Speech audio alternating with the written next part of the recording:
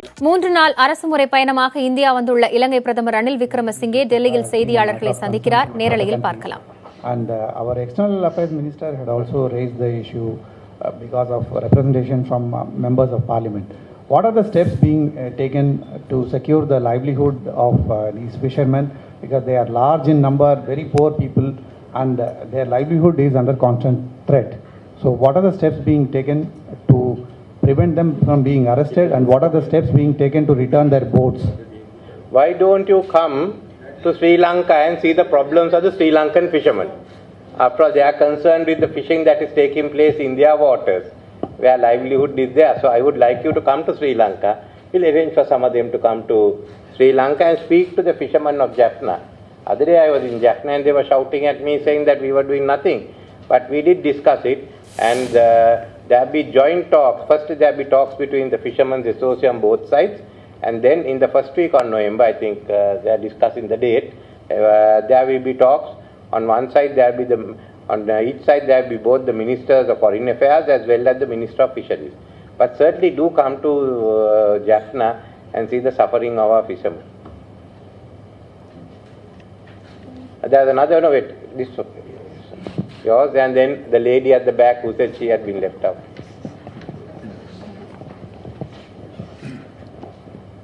Sir, I am from Tamil journalist Saroj Ganpat from News 7 Tamil channel.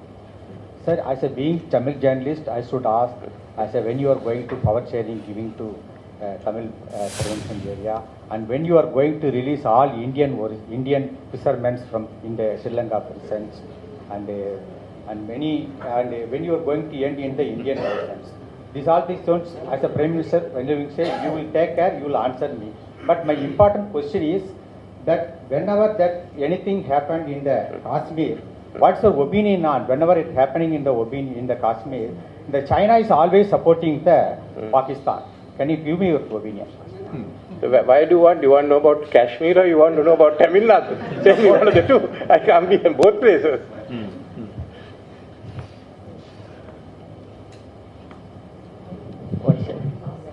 But now one question, sir, that when you are going to all the Indian origin fishermen in the jail in Sri Lanka, when you are going to release all the fishermen? We are no one in jail. You are the last guy. Release some more. All the released. They have actually broken Sri Lanka's laws, and they can be jailed. But just before I came, he also for release. So you have to take into consideration the bottom trawling. Yeah. Because that is destroying the seabed. Why don't you come and see with the position of the Sri Lankan fishermen? Look at both sides. You are just creating unnecessary issue for the governments on both sides. No, we are the friendliest of them. We want to work together. Why are you creating this issue? Let the fishermen sort this out. Your government has some ideas of how to do it. We have some ideas of how to do it, and do this. So when the two countries the governments are trying together, don't create public opinion which you put both countries apart. You all need friends. Sir, what you say here is looked badly upon by the fishermen in Jaffna, not the fishermen in the south. Then they come and shout at us. Sir, what is your opinion on this? So I finished the question. Now the lady at the back. Sir, Maya Mirchandani with NDTV.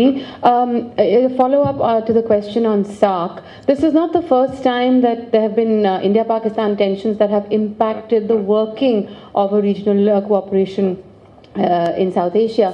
What is your view on the fact that the India-Pakistan dispute constantly comes in the way of regional cooperation? How does Sri Lanka feel that should be resolved?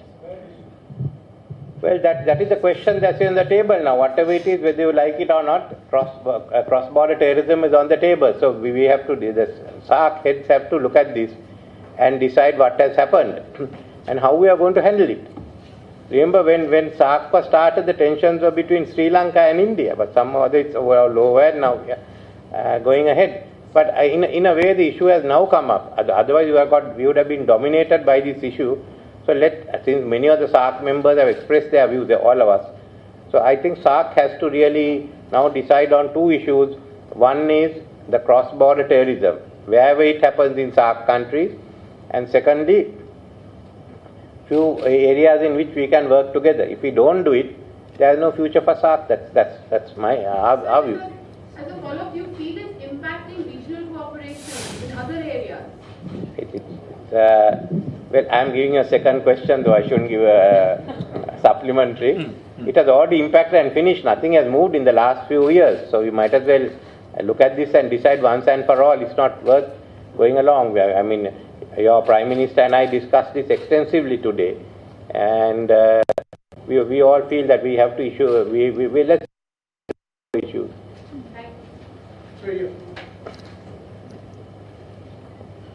Your Excellency, this is Vijay Naik from Sakal Papers. I just want to ask you, how do you look at the relations between India and Sri Lanka vis-a-vis Sri Lanka and China? Because there is a talk of encirclement of India where Hambantota is being built by Chinese. How do you look at these two things, India and China, Sri Lanka and India, and China and Sri Lanka? For thousands of years, Sri Lanka and India had relations. Sometimes the kingdom's relations were very strong. Sometimes they were not. And you know, we got together with the Pallavas and went to war with the Pandyas. Then we all got together and went to war with the Cholas. Then Cholas came to war with us. In the meantime, the Chinese came, always traded and went off. So that's all. Our relationship with China is the economic relationship. It's not a military one. And it's a part of the... By the time we took power, the Chinese had already given the loans for the building of the Hambantota harbour and the airport. But there were, whatever it is, they had not gone beyond. We had the airport and we had a harbour and nothing else. So we've discussed with the Chinese where they are going ahead, where they have industrialization of that area. If they build the harbour and if they build the airport, let them make use of it. They are coming into the. We also enforced our principles that no one gets freehold land. But there are a lot of interesting projects we are doing with India. I came and discussed it. We are developing part of the highway system. We are looking at cooperation in some of the security fields. We are with the Singaporean Subhana Jarong is developing Trincomalee, so India is also coming into it. So there are many projects that we are working with India. For all history, we've lived with the Chinese and with the Indians, and we've certainly have no military relationships in respect of these projects. Our Army and the Navy and the Air Force have relations with China, Chinese People's Liberation Army, like we have with the Indian forces. But it's a strict, in these port city, which is becoming where we are going to put our financial city, and Hambantota are strictly economic projects. But what we are talking with your government is a much bigger one. When ETCA is signed, let Sri Lanka and the 5 southern Indian states, Andhra, Karnataka, Telangana, Kerala, and Tamil Nadu work together. We can, as it is, we are an economy of 500 billion US. That's about the size of Sweden. And these are all these are fast growing areas. We will make it to $1 trillion very fast. And how we come into the Sagaramala scheme where our ports are linked up. So there are a lot of plans that we have, and we hope to finish ECTA at least, hopefully by end of this year.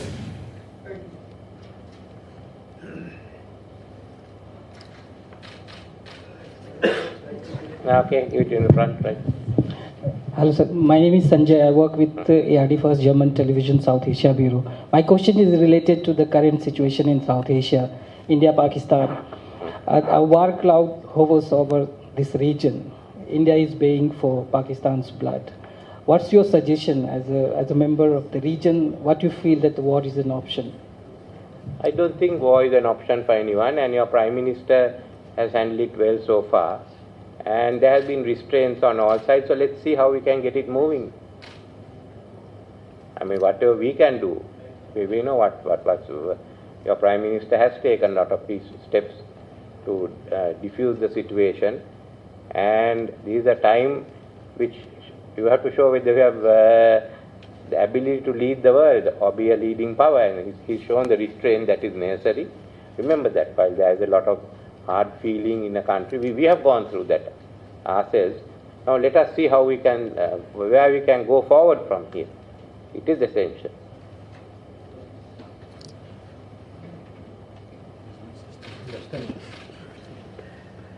Thank you, Mr. Prime Minister. I'll give you the last question. No, he gets the last question. Thank you, Mr. Prime Minister. Dr. Awad from Sana.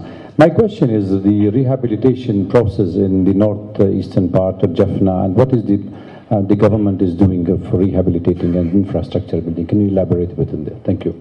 I think firstly, the people feel free today in the north. That's the most important one. We are working on the return of the lands which army had to use during the time of war.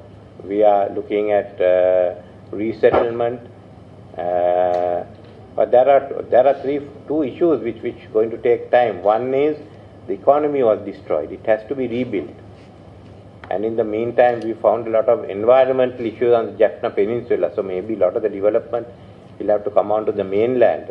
We've been talking with the Chief Minister and with the members of Parliament. The secondly is that when you go down to some areas, okay, we've gone back, we have rebuilt the houses, or rebuilding the schools, what is necessary for the community.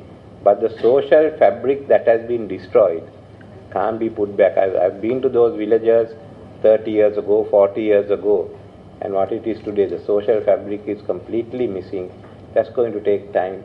There are many people who have been affected by the war, the psychological impact. We haven't got sufficient number of people to treat them. We have to train them. And basically, it's not a question of asking for people from Europe or America. These are people who have to understand Tamil and have to work in the Tamil language.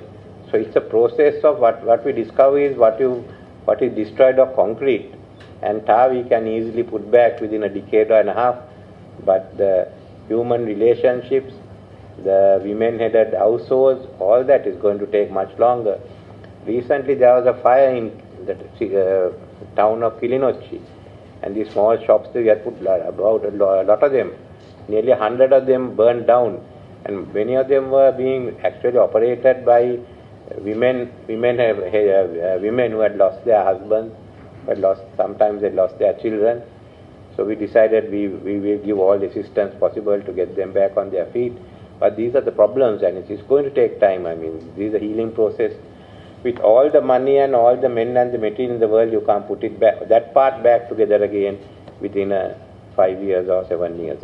But we want it to grow back and let people feel comfortable, and the community itself has to do that work.